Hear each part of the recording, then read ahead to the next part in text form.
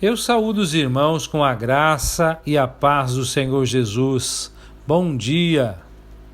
Como diz o salmista, quanto amo a tua lei, é a minha meditação em todo o dia. Aleluia! Amados, hoje chegamos ao 5º dia de exposição do primeiro livro de Crônicas. Por aqui, o professor Fábio Machado. E hoje estaria expondo do capítulo 13 até o capítulo 16. No capítulo 13, dos versos 1 a 14, nós temos a busca da arca. O alvo fundamental de Esdras era levar o seu povo a sujeitar-se entusiasticamente à fé e às práticas da lei de Moisés. O cronista, portanto, registra o próximo ato de Davi, sua tentativa de levar a arca do Senhor para Jerusalém. Esse projeto brotou da sincera piedade de Davi e seu desejo de adorar na presença do seu Deus. E até mesmo sua temporária frustração serviu para destacar a necessidade da reverência para a divina revelação. A conformidade com a lei, portanto, produz bênçãos. Com exceção de variações sem maior importância, o texto do segundo livro de Samuel, capítulo 6, versos de 1 a 11, é paralelo a esse do primeiro livro de Crônicas, capítulo 13. Depois da coroação, a primeira coisa que preocupou Davi foi a arca. Isso revela o fato de que o rei tinha as coisas do Senhor em seu coração. Ele imediatamente consultou os capitães sobre como trazer a arca de Kiriat Jearim. A arca é mencionada 46 vezes nos 2 livros das Crônicas. Dos versos 1 a 4, nas Crônicas estão registradas as graciosas palavras de Davi que ele dirigiu à Assembleia de Israel. Se vos parece bem e vem do Senhor nosso Deus, tornemos a trazer a arca do nosso Deus, pois não indagamos sobre isso nos dias de Saul. Toda a cena manifesta verdadeiro entusiasmo religioso e profunda preocupação em seguir os caminhos de Yahvé. Davi e todo Israel subiram a Kiriat Jearim e carregaram a arca em uma carroça nova. Dos versos 5 a 14, Davi e todo Israel tocaram diante de Deus com todas as suas forças, até mesmo com canções e com harpas e saltérios, com símbolos e trombetas. Mas em meio a toda essa grande alegria humana, Davi não seguiu todos os mandamentos de Yahvé. De acordo com as leis de Deus que abrangem o manuseio da arca, eles deveriam carregá-la nos ombros e não colocá-la numa carroça. Tudo isso foi violado. O desgosto divino se manifestou plenamente quando Uzá estendeu as mãos para segurar a arca, pois os bois haviam tropeçado. Uzá foi atingido por uma morte súbita. Tal severidade serviu ao propósito de enfatizar a todas as futuras gerações a necessidade de reverência e conformidade obediente para com os objetos sagrados de Deus. 2 diferentes transgressões combinaram para produzir a situação. Primeiro, a arca não deveria ter sido colocada sobre um carro, em primeiro lugar, mas sobre os ombros. Os filisteus tinham realmente usado um carro, mas por sua ignorância. E segundo, não deveria ter sido tocada. Mesmo aqueles que estavam autorizados a carregá-la, os levitas do clã de Coate, foram advertidos contra isto, sob pena de morte, como narrado lá em Números, no capítulo 4, verso 15. A narrativa demonstra dramaticamente a santidade divina. Depois do ocorrido, Davi zangou-se e desistiu de continuar levando a arca, uma reação natural, porque ele mesmo foi grandemente responsável. Mas sua raiva rapidamente se transformou em temor. A eira de Quidom foi rebatizada de Pérez Uzá, que significa ataque contra Uzá. Desse ponto em diante, o nome desse lugar lembraria ao povo que violar a santidade de Deus significava dar lugar à sua cólera. Embora originário do setor de Gate, Obed-edom era um levita da família de Corá, do clã de Coate, e por isso atendia às exigências para tomar conta da arca. E assim ficou a arca de Deus com a família de Obed-edom 3 meses em sua casa. E o Senhor abençoou a casa de Obed-edom e tudo o que lhe pertencia. No capítulo 14, dos versos 1 a 17, nós temos a independência de Israel dos filisteus. Aqui no primeiro livro de Crônicas, no capítulo 14, esse texto faz paralelo com o segundo livro de Samuel, capítulo 5, versos de 11 a 25. Depois de resumir o reconhecimento oficial de Davi como rei, o cronista volta-se para o principal problema internacional de Davi, o domínio dos filisteus. Em sua fuga de Saul, Davi se tornara vassalo dos filisteus. E durante seus anos em Hebrom, que coincidem com a terceira grande opressão deles, ainda era sem dúvida considerado um rei dependente dos filisteus. Sua ascensão, contudo, ao trono de Israel unido constituía uma ameaça que o poder filisteu não podia ignorar.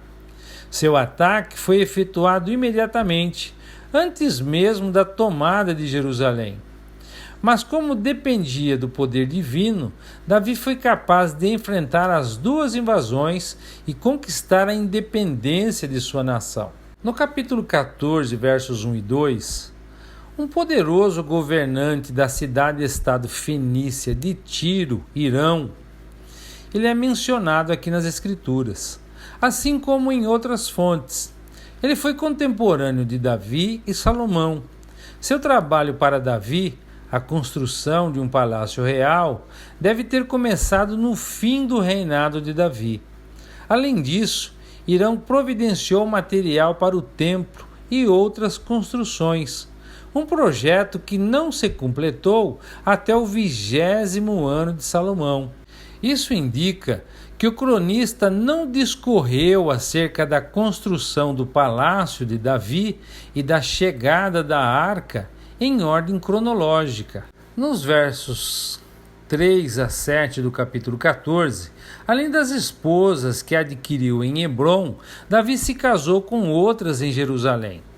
Apesar de a Bíblia nunca justificar a poligamia, antigamente os reis frequentemente davam-se a muitos casamentos por motivos políticos. O monarca se casava com a filha de outro rei para fortalecer ainda mais a aliança entre os reinos. E, aliás, quanto maior fosse o harém de um rei, de mais prestígio ele desfrutava. Dos versos 8 a 12 do capítulo 14, expandindo-se para o sudoeste de Jerusalém e demarcando a fronteira do norte de Judá, o Vale dos Refaíns foi cenário de muitas batalhas entre os israelitas e filisteus. O conflito nesse contexto foi um ataque de prevenção dos filisteus com o objetivo de evitar que Davi tomasse Jerusalém e fizesse dela a capital de Israel. Davi consultou a Deus, que confirmou que entregaria os filisteus em suas mãos. Deus demonstrou que era com Davi, concedendo-lhe vitória sobre os filisteus. O lugar foi rebatizado com o nome de Baal-Perazim, que significa o Senhor das Brechas. Os homens de Davi, então, levaram os deuses filisteus e os queimaram a fogo, conforme exigido pela lei de Moisés. Nos versos 13 a 15 do capítulo 14, os filisteus então voltaram a atacar o vale. Davi novamente consultou a Deus, que confirmou sua presença. Só que a estratégia para esta batalha seria diferente, porque o Senhor queria que Davi entendesse que a batalha era dele e não de Davi, que, obediente às instruções divinas, obteve outra grande vitória. Nos versos 16 e 17 do capítulo 14, Gibeão ficava a cerca de 10 quilômetros a noroeste de Jerusalém e Gezer aproximadamente a 25 quilômetros a oeste de Gibeão. Os filisteus, evidentemente, deixaram o Vale dos Refaíns, fugindo para o norte, para Gibeão, e depois foram perseguidos até Gezer, uma cidade perto de seu próprio território. A fama de Davi se espalhou por todas as terras, e o temor dele foi trazido pelo Senhor sobre todas as nações. Do capítulo 15, verso 1, ao capítulo 16, verso 43, nós vemos a arca sendo levada a Jerusalém.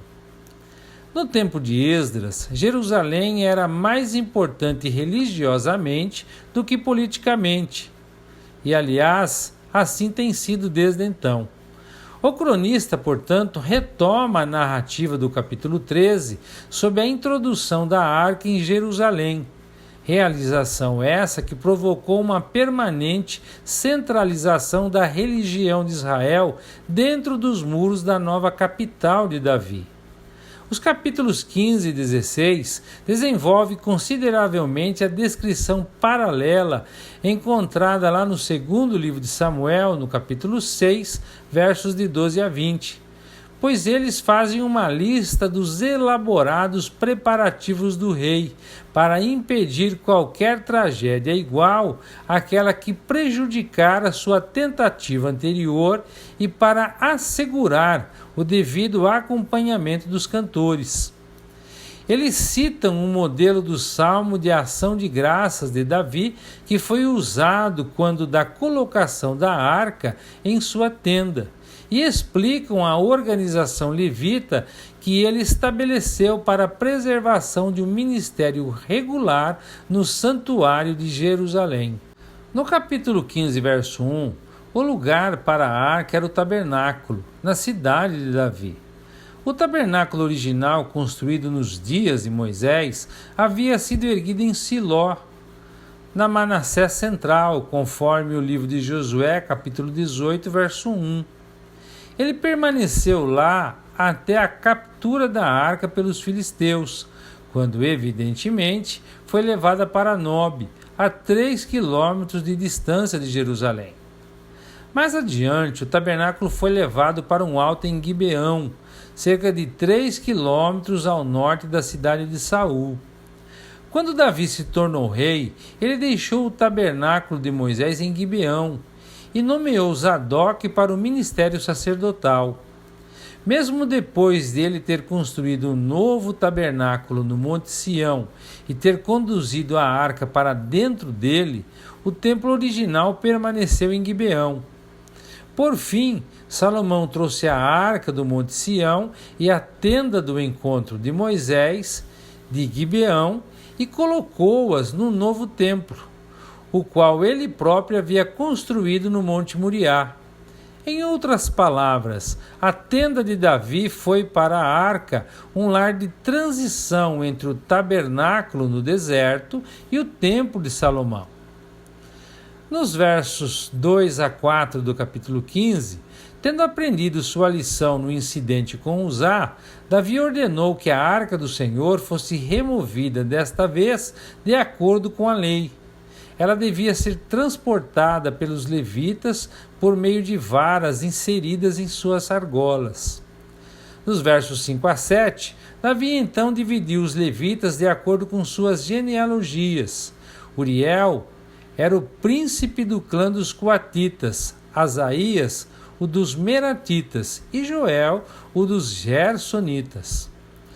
Nos versos 8 a 10 do capítulo 15, mas os coatitas tiveram uma atenção especial. Sendo assim, foram citadas as 3 famílias que formaram subclãs dos coatitas. Elisafã foi o neto de Coate, Hebrom foi um filho de Coate, e Uziel, outro filho de Coate. Nos versos 11 a 15 do capítulo 15, Davi convocou os sacerdotes Zadok e Abiatar e os chefes dos levitas e orientou-os para que se consagrassem para trazerem a arca do Senhor, o Deus de Israel, para o lugar que havia preparado, com o objetivo de não repetir os mesmos erros e consequências da primeira tentativa. Então, os sacerdotes e os levitas se consagraram a fim de trazer para Jerusalém a arca do Senhor. Os levitas carregaram a arca de Deus sobre os ombros, usando as varas presas a ela, conforme o Senhor havia instruído por meio de Moisés. Nos versos 16 a 24 do capítulo 15, Davi ordenou aos chefes dos levitas que nomeassem cantores e músicos para entoarem cânticos alegres, acompanhados por todo tipo de instrumentos. Além de mais esta série de outros nomes, podemos observar que os músicos, aparentemente, ocupavam um lugar de mais importância que os porteiros, os quais são mencionados em seguida. Tanto os músicos quanto os porteiros listados nesse contexto são os mesmos que os do verso 18. Como os porteiros trabalhavam em sistema de revezamento e para essa função não era necessária atenção em tempo integral, os dois cargos podiam ser acumulados. A responsabilidade dos porteiros da arca parece limitada à tarefa de transportar a arca da casa de Obed-edom para o tabernáculo davídico. Provavelmente, o Obed-edom do verso 24 era o mesmo que guardava a arca nos meses que antecederam o retorno dela para Jerusalém. Ele aparentemente era um levita e certamente era um homem justo. Dos versos 25 e 26 do capítulo 15, Davi, as autoridades de Israel e os generais do exército foram à casa de Obed-edom para trazer a arca da aliança do Senhor para Jerusalém, com grande celebração. Deus estava ajudando os levitas enquanto carregavam a arca da aliança do Senhor. E estes ofereceram como sacrifício 7 novilhos e 7 carneiros. Nos versos 27 e 28 do capítulo 15, Davi vestia uma éfode de linho. Essa vestimenta no Antigo Testamento é parte do traje de um sumo sacerdote, ou, de maneira mais simplista, de um sacerdote em geral. No verso 29, em sua dança, o rei Davi ocupou um lugar entre o povo. E Mical, que aqui não é chamada de esposa do rei, mas de filha de Saul, desprezou Davi. Ela considerava a santa alegria de Davi uma humilhação indecente, uma vulgaridade, um ato de exposição indecoroso. No capítulo 16, dos versos 1 a 6, a arca de Deus foi trazida e a colocaram dentro da tenda especial que Davi tinha preparado para ela. Em seguida, apresentaram a Deus holocaustos e oferta de paz. Quando Davi terminou de oferecer os holocaustos e as ofertas de paz, abençoou o povo em nome do Senhor e repartiu com cada homem e mulher em todo Israel um pão, um bolo de tâmaras e um bolo de passas. E nomeou os levitas para servirem diante da arca do Senhor, e invocarem as bênçãos dele e darem graças ao Senhor, o Deus de Israel. No capítulo 16, dos versos 7 a 36, um grande salmo de ação de graças foi então entregue por Davi nas mãos de Asaf e seus irmãos. O modelo de hino que Davi forneceu para eles consta, com ligeiras modificações, do Salmo 105, versos de 1 a 15, o Salmo 96 e o Salmo 106, versos 1, 47 e 48. Todos os 3 salmos estão incluídos anonimamente no saltério, mas com base no uso que Davi fez deles aqui, parece que realmente ele foi o seu autor. As habilidades musicais de Davi se comprovavam. Este salmo consiste em 3 diferentes partes. Cada uma delas se correlaciona com parte de outro salmo, como se vê a seguir. Aqui, nos versos de 8 a 22 do capítulo 16, ele se relaciona com o Salmo 105, versos de 1 a 15. O texto aqui de 1 Crônicas 16, dos versos 23 a 33, se relaciona com o Salmo 96, versos de 1 a 13. Nos versos aqui, no capítulo 16, de 34 a 36, se relaciona com o Salmo 106, versos 1, 47 e 48. E também temos citações do Salmo 107, verso 1 e do Salmo 136. Um estudo cuidadoso mostrará o significado de longo alcance desse salmo composto. É uma grande profecia. Começa com a celebração e louvor do que Yahvé fez. Israel é chamado a se lembrar de sua aliança. Não é a aliança do Sinai com suas promessas condicionais, mas a incondicional, a aliança da graça, feita com Abraão, uma aliança eterna de que sua semente deve possuir a terra. Mas profeticamente, o salmo aponta para o tempo em que os seus julgamentos estão em toda a terra. E é nessa época que a aliança feita com Abraão será lembrada. Esse tempo chegará de acordo com a palavra profética.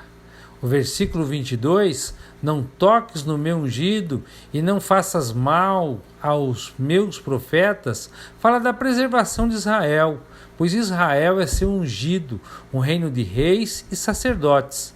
Chegará o dia em que a aliança feita com Abraão será realizada e quando Israel possuirá a terra após suas peregrinações de nação em nação, conforme o verso 20.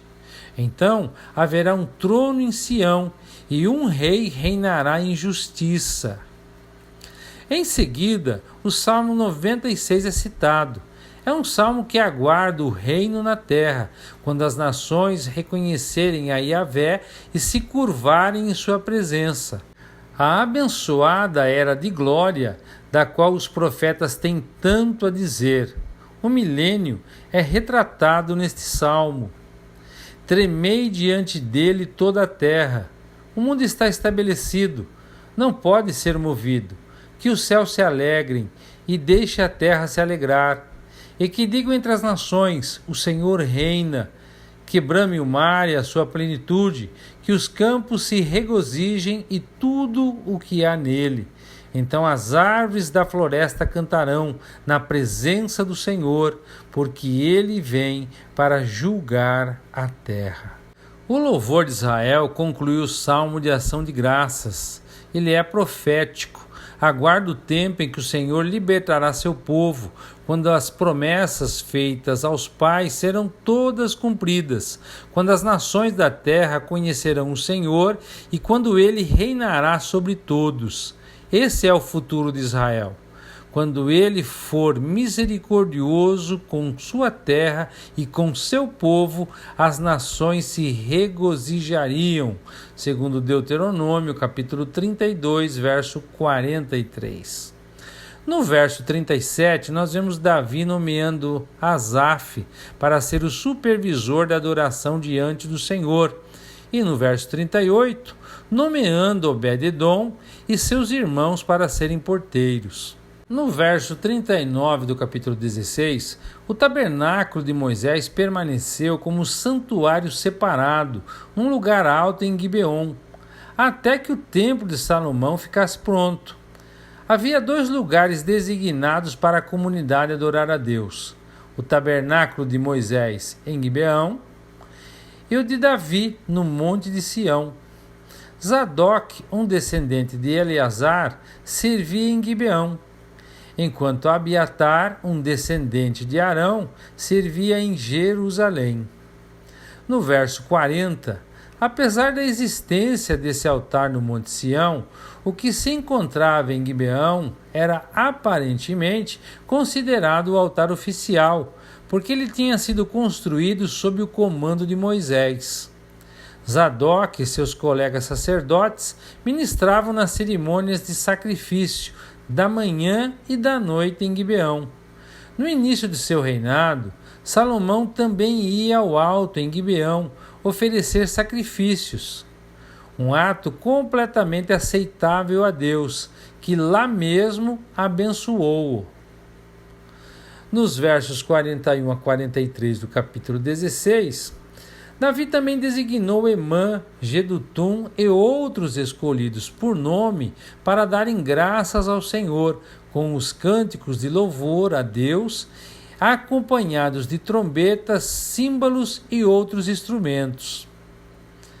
Os filhos de Jedutum também foram nomeados guardas das portas. Esse Jedutum citado aqui provavelmente foi um outro nome que teve o músico Etã, o qual normalmente é citado com Asaf e Emã. E então todos voltaram para casa, e Davi também voltou para abençoar sua família. E assim, amados, concluímos a exposição de hoje. E nessa exposição que nós falamos desde o capítulo 13 até o capítulo 16, o foco dessa história foi levar a arca do Senhor para a capital do reino escolhida por Davi, Jerusalém. Embora fosse um objeto de raro esplendor em todos os seus detalhes, não foi por esse motivo que Davi se esforçou tanto para ter a arca ao seu lado. Foi pelo fato de que ela representava a presença de Deus. Davi sabia que para ser um bom rei precisava e dependia da presença divina para guiá-lo e abençoá-lo em todas suas decisões. Hoje, não dependemos mais da Arca da Aliança para termos a presença de Deus. Hoje, temos livre acesso a Deus através do sangue de Jesus vertido na cruz por nós. E o Espírito Santo habita em nós, se é que de fato nascemos de novo. Mas como temos conduzido nossas vidas? Podemos afirmar que somos guiados pelo Espírito? Nossas decisões têm evidenciado a direção do Espírito Santo? E o fruto do Espírito é uma realidade em nossas vidas? Ou ele é somente uma utopia cristã? Tenham uma boa reflexão e até amanhã, se Deus quiser.